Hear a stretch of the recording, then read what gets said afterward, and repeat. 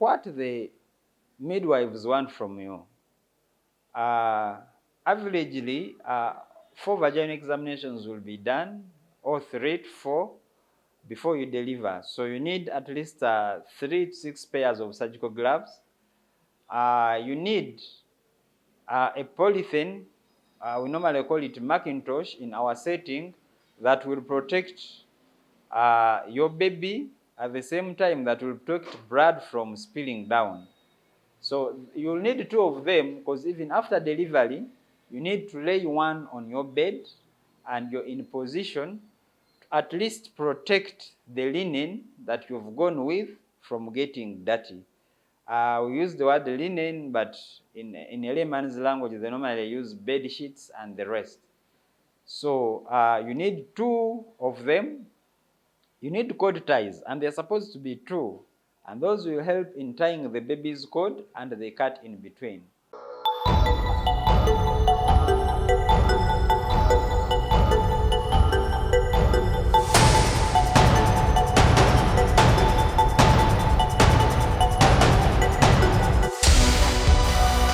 Yes, hello everyone. Welcome back to our YouTube channel. Thanks for tuning in always. Ask Dr. Star as usual as we start our programs.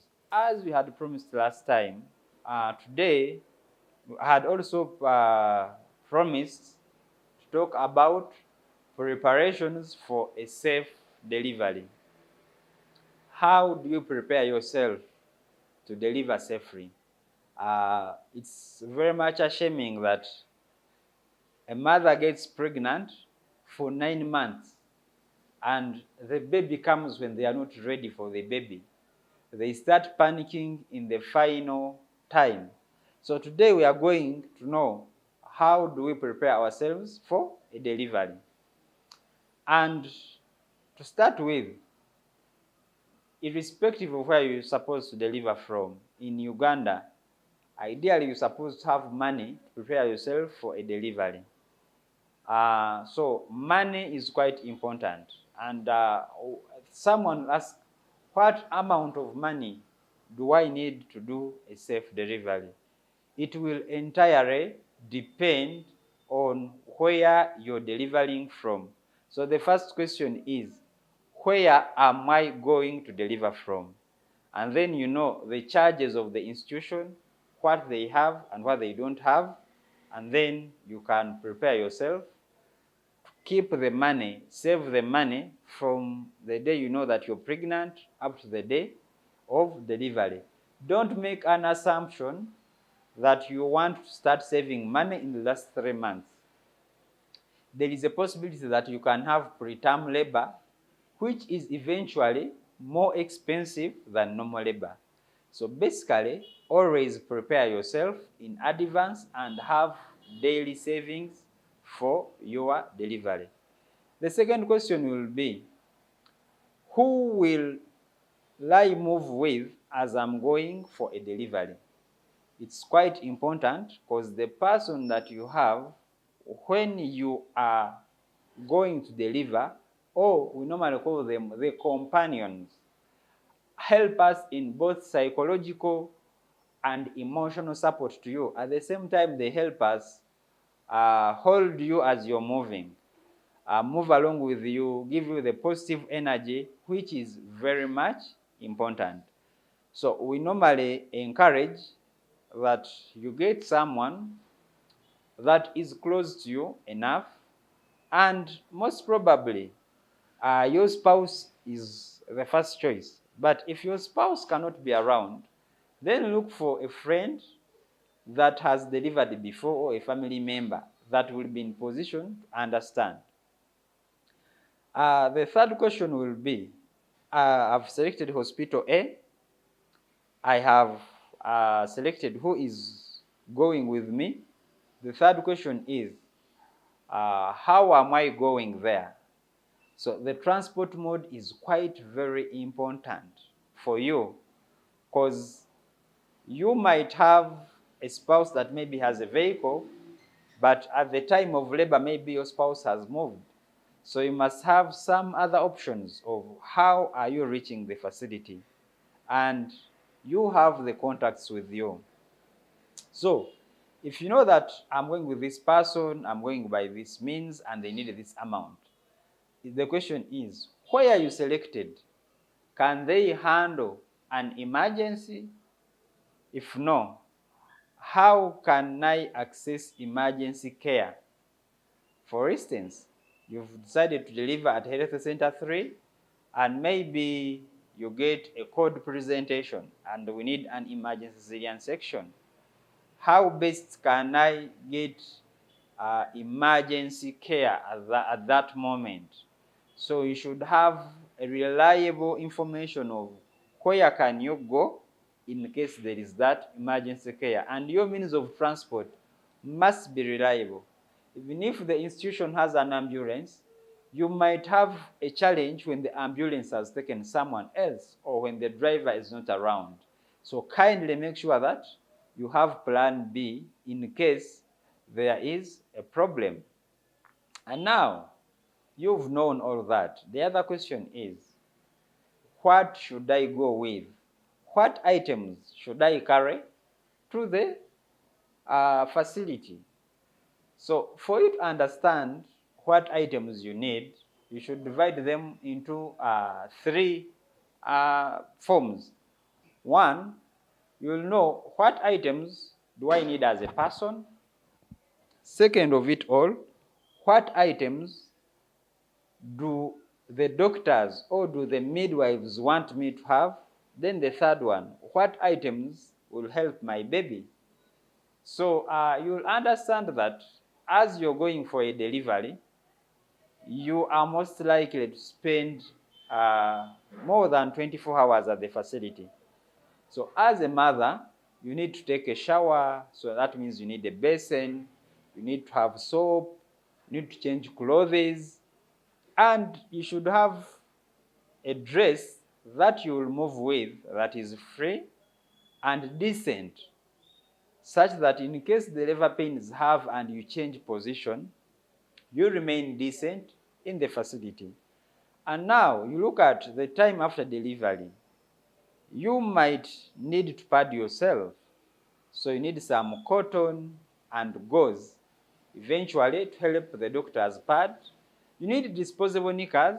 If you cannot manage to have the disposable knickers, have some cotton knickers that are big enough to accommodate our padding, because we normally have a relatively bigger pad that will hold the blood that is coming out. So as a mother, you should have your clothes, you have cotton and gauze to make a pad, you should have a knicker that can accommodate, you should have a dress, and you should have a basin, you should have soap, such that you can take a very good shower. As you prepare yourself to deliver, we normally encourage mothers to take sweetened tea to give them energy, at the same time to have tea that activates the oxytocin receptors. So you are normally requested to come with at least a flask that will help you have the tea, and maybe a cup and some sugar for the facilities that do not provide that. So if a facility like Star Medical Center provides, maybe you can come without it, but in a facility that does not provide, you need to have that. Now, we go at what the midwives want from you. Averagely, 4 vaginal examinations will be done, or 3 to 4, before you deliver. So you need at least 3 to 6 pairs of surgical gloves.